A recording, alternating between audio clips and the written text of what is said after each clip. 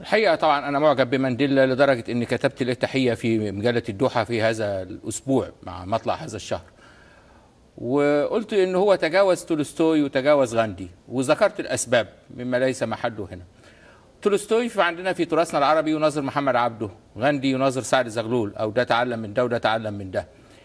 لكن زي ما بيقولوا أنه هو المسك في أرضه نوع من الحطب.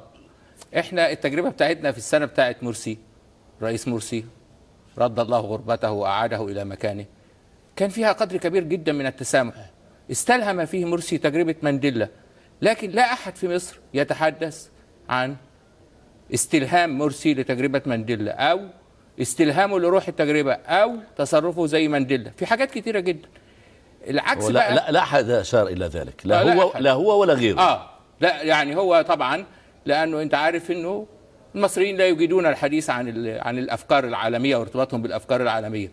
دايما يقول لك خصوصيه الحاله المصريه، يعني اي حاجه غلط يقول لك خصوصيه الحاله المصريه. الحاجه صح، طب يا اخي في حاجه صح، وكأن رخصه المرور في مصر خصوصيه والطرق في مصر. حتى نعود الى مانديلا، ما الذي كان يمكن ان يكون في تراث مانديلا مفيدا للتجربه المصريه؟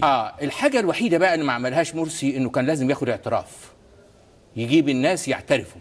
يعني المليونير او الملياردير اللي هو عمل له صلح مع الدولة وبعت واحد من القصر الجمهوري يستقبله وهو راجع مصر عشان الاستثمارات بتاعته، كان ينبغي انه يعترف للشعب بأنه هو ضحك على الشعب او ضحك على موظفي الشعب بمساعدة ناس من موظفي الشعب، واستقطع هذا المبلغ اللي هو المليارات الكبيرة للدولة.